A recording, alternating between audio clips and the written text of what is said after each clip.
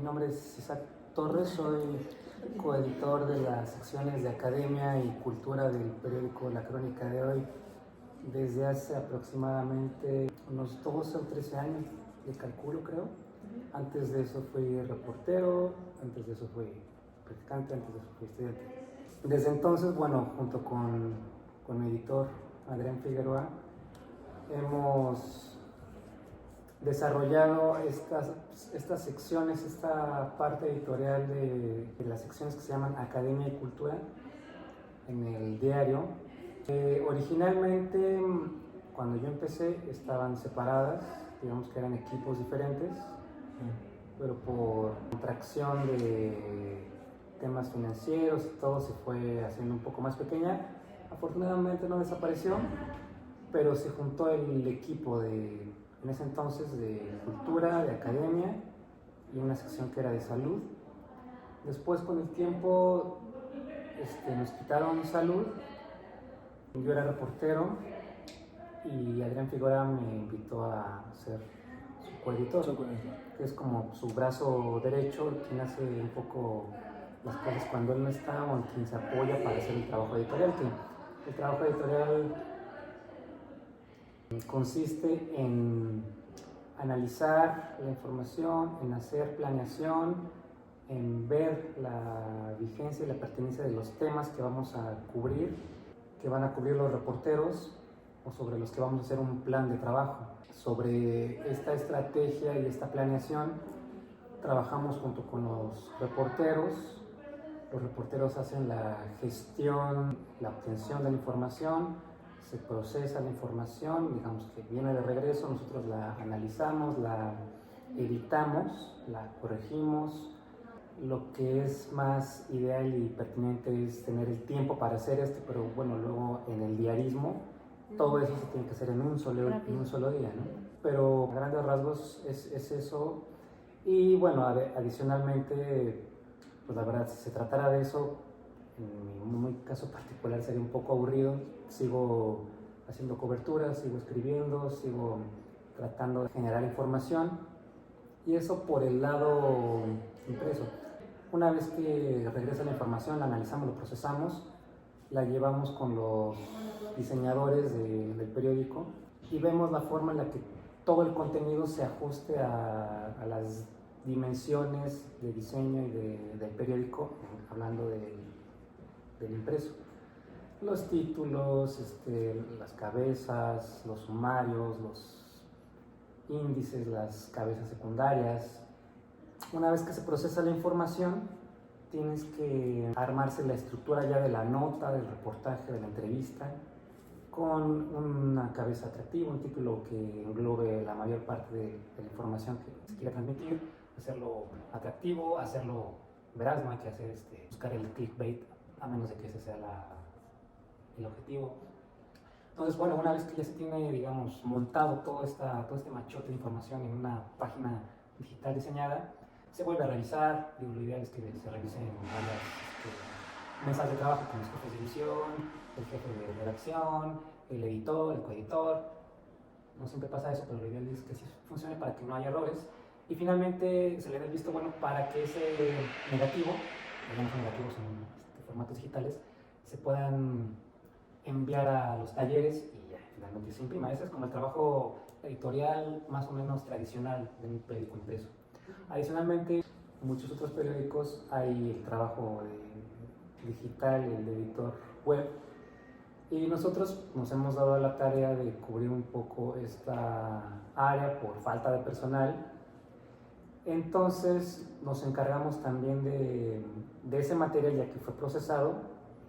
Nada más, en vez de hablar o utilizar el lenguaje editorial impreso, lo llevamos con un servidor que se llama Hallock, donde subimos la información y le hacemos la estrategia de SEO, que ahora es muy famosa, para que los buscadores y los motores de búsqueda encuentren más fácil esa información.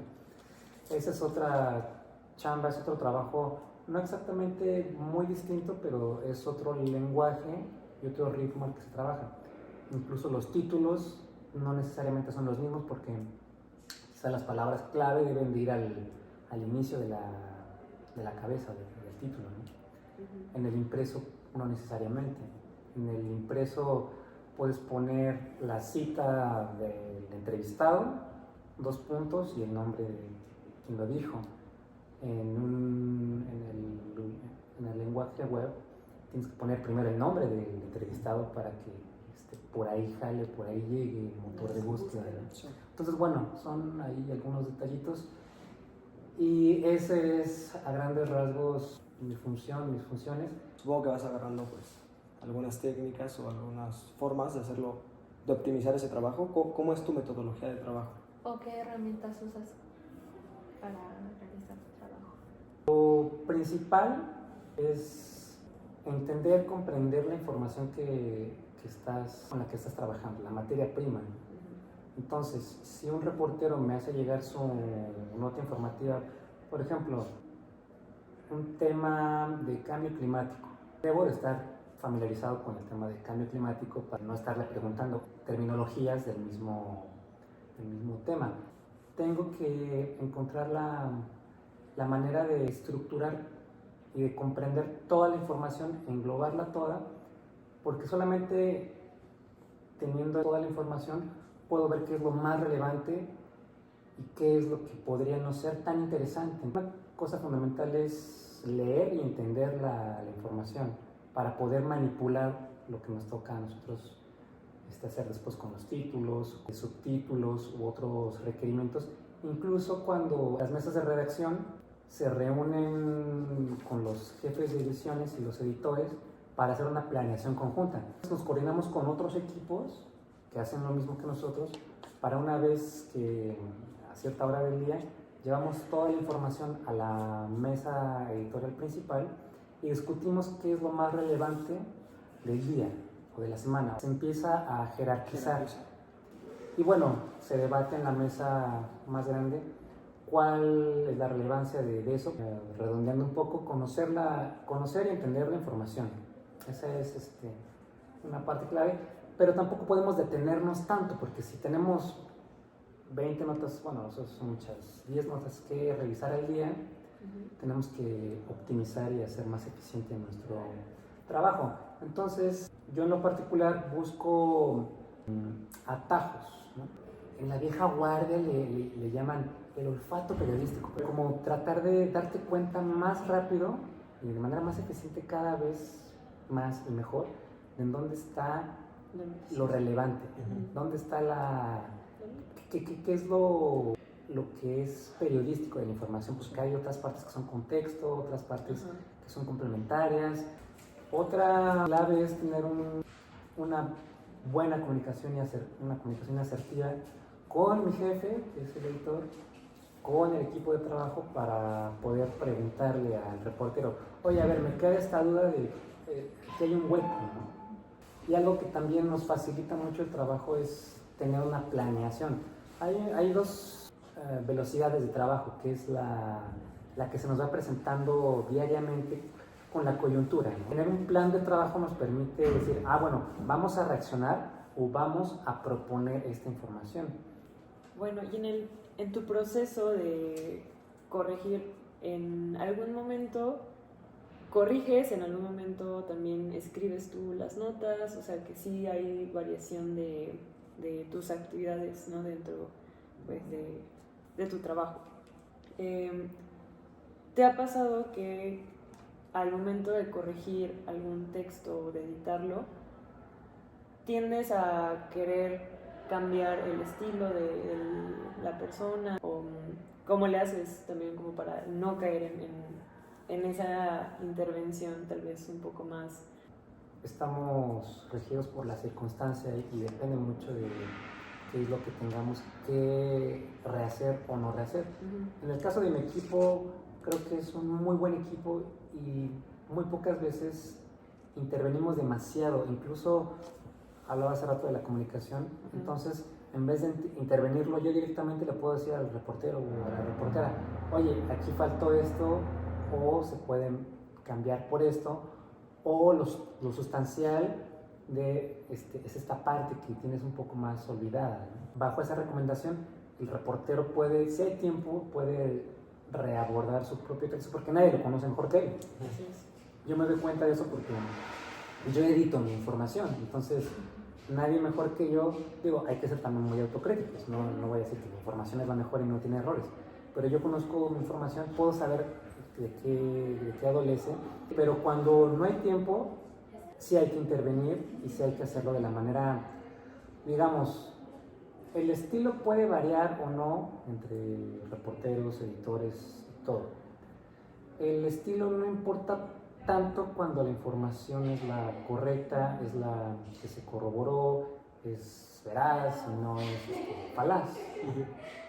La intervención puede ser mínima si es un buen equipo de trabajo, pero si es un mal equipo de trabajo, que me ha pasado, donde el reportero o la reportera no tiene la experiencia, no es tan asertivo en sus decisiones o en su manera de trabajar, entonces hay que rehacer un poco la información. Si se puede, y con el tiempo, y hacer un aprendizaje conjunto con el reportero o reportera, pero si no, regresamos un poco, incluso lo que acabas de mencionar, por eso es importante conocer de lo que estás hablando. Bueno, antes mencionabas lo de, pues, el cambio que ha habido con los años del término de corrección de estilo a editor. ¿Cómo has notado ese cambio desde que se llamaba corrección de estilo a ahora que, pues, el trabajo, pues, se encargan los editores? El cambio principal es la velocidad con la que se hacen las cosas. Antes se podía ganar una nota porque la publicabas un día antes que los demás periódicos, pero podías ganar con cierta anticipación. Ahora no, ahora es con la velocidad de que lo subes a internet, cambia un poco el panorama, porque ya no ganaste la nota, pero y lo podemos ver con portales como Misterio Noticias o Pájaro Político, que la rapidez de la información genera también un exceso de información a veces, ¿no? Entonces se pierde un poco la perspectiva de qué es sobre qué hacemos. Aumentamos las vistas con esta nota que es medio trivial, o le dedicamos mucho tiempo y esfuerzo a esta otra nota que a no muchos les interesa, ¿no? Entonces debe haber un equilibrio entre eso. Antes pienso que todo estaba un poco más volcado y abocado sobre la calidad y la revisión de la información. Más que ahora. Más que ahora, porque ahora hay que generar más para tener más vistas, más clics, porque ahora el modelo de negocio es ese, ¿no? O los ads de Google funcionan y te pagan sumando las vistas que tiene una página, ¿no? Entonces ese es un cambio de velocidad que implica una manera distinta de trabajar, ¿no? Y el tema de las redes sociales son la manera a través de la cual llega la información al lector. Antes el voceador era el que te llevaba el periódico a tu casa o te lo vendía en un puesto de periódicos. Si van a un puesto de periódicos, lo que ya menos venden son periódicos. Lo que pasa es que si bien hay más difusión de información, la información que llega muchas veces no es verídica, y por eso, pues, muchas veces la sociedad cae en una espiral de estar desinformados, pero a la vez creyendo que están informados, porque se dejan llevar más por las redes sociales o por lo que dice la página que tiene más likes que por un medio que tal vez tiene un rigor, tiene, pues sí, justo editores, coeditores que se encargan de hacer válida la información. Tampoco hay que sacralizar a los medios tradicionales ni satanizar a los medios no tradicionales, porque tanto Reforma como el Universal, como La Jornada, como La Crónica tienden a cometer errores y a pecar a veces de arrogantes o de ingenuos. Entonces, regresando un poco a nuestro trabajo creo que lo hemos hecho de manera tan veraz y tan honesta y tan bien hecho que hemos acumulado un halo de confianza de los lectores que nos siguen, que no son necesariamente los lectores de La Crónica, son los lectores de Ciencia y Cultura y Academia de La Crónica. Ese también es un cambio distinto. Antes les platicaba de estos núcleos de trabajo, ¿no? Pero pues de pronto la vocación del medio es más de este tipo y jala más. Nuestras secciones son las que más jalan del periódico a veces, ¿no? Incluso más que política o que nacional. Tenemos los datos que respaldan eso, las visitas a las páginas. ¿O qué recomendaciones nos darías como para que pudiéramos utilizar a la hora de editar un texto? Muy importante es no pensar que todo es importante, que todo es relevante, que todo debe de caber en la plana. Hay que saber jerarquizar muy bien la información, hay que ser un maestro del lenguaje, ¿no? Decir más con menos, de la forma más bella, literaria, o utilizar las figuras retóricas que se puedan para hacerlo interesante y útil y atractivo, pero a la vez que conocer, decíamos hace rato, el tema es muy importante, conocer el lenguaje también, utilizar, es la herramienta básica del periodismo, de los periodistas, y para eso se necesita meter mucho software, que es leer cosas que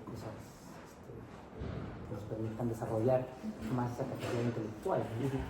Y eso me da pauta para decir que una cosa que también nos retroalimenta y nos hace hacer mejor el trabajo es ver el trabajo de los demás y salirse un poco de la perspectiva de solamente yo veo mi trabajo y no conozco el trabajo de los demás, tanto en el mismo periódico, en la misma revista, como en otros periódicos, en otras revistas. Entonces, ver y analizar lo que hacen los demás para enriquecer tu perspectiva y tu visión de las cosas te ayuda a confrontar más las ideas. El periodismo de vanguardia en el mundo principalmente se hace en Estados Unidos y algunos países de Europa. Ahí se abren pautas. Entonces, pues nos metemos a ver qué hace el New York Times, ¿no? O el Washington Post, y vemos que, mira, ya te diste cuenta de estos gráficos que están haciendo, o estas infografías, o estos videos, o estos clips, o estos bytes, ¿no? Entonces, eso es muy, muy útil. Una recomendación que sí les haría: vean todos los medios que pueden consultar en la hemeroteca cómo se hacía antes, cómo se hace ahora. Y eso podría ser una recomendación.